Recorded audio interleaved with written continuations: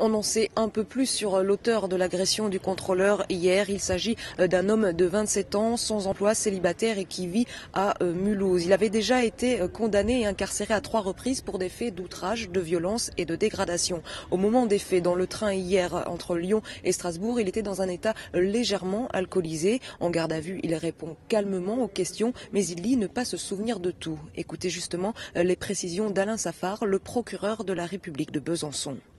Il se souvient simplement d'être monté dans le train à Lyon, mais il ne se souvient pas du contrôle, il ne se souvient pas d'avoir utilisé une arme, d'avoir été violent. Il se souvient cependant de s'être tailladé les veines.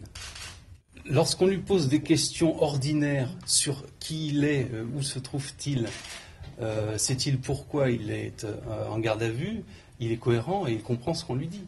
C'est lorsqu'on aborde les faits qu'il indique qu'il y a une sorte de blanc et qu'il n'a pas de souvenir de ce qu'il a pu faire durant les 2 jours précédents.